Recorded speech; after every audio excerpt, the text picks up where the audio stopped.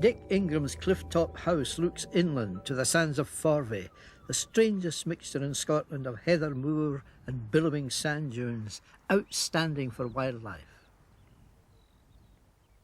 It's an important national nature reserve, but what about management problems? The main problems are complex ones of people interacting with wildlife, problems of the sort of damage that can occur from the type of things that people want to do here, windsurfing, shooting, this sort of thing. The majority of them, people are pretty good and enjoy it without causing too much damage.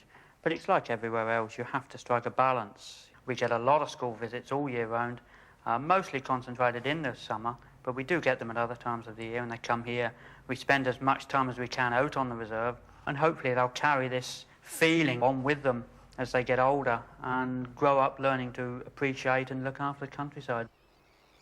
And right at the mouth, you've got these tremendous sandbars. It's almost like a small Sahara. And that's where all the terns are. Yeah. Yes, most of the terns are down there now. It's a very important colony. We've suffered from problems of numbers going up and down over the past few years, but then that's the sort of thing that they do anyway. It's a classic case of where the estuary and the dune system being next to each other double each other's importance, if that makes sense. The birds are getting all the food that they need and a lot of shelter in the estuary. It's a good place to take the young. And of course they've got an ideal breeding place on the next to the estuary in the dune system.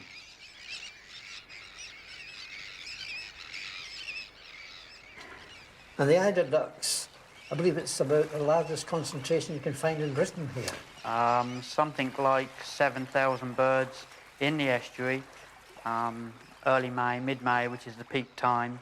So over the years, it's built up to be really a massive colony.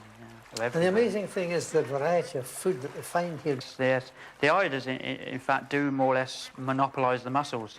That's their main prey species. But with so many different birds, there is no competition in some senses, because even when two different species of birds are feeding on the same food supply, like oyster catchers and gulls on the mussels and eiders on the mussels, they take a different size, so they don't compete. And as you say, there's lugworm, there's ragworm, there's cockles, there's mussels, tons and tons of food in there, which is really the big attractant to all the birds, both summer and winter, of course, as well. In terms of big estuaries, of course, it's a relatively small one, but in terms of northeast Scotland, it's a very, very important one, the largest on this stretch of coast by any means.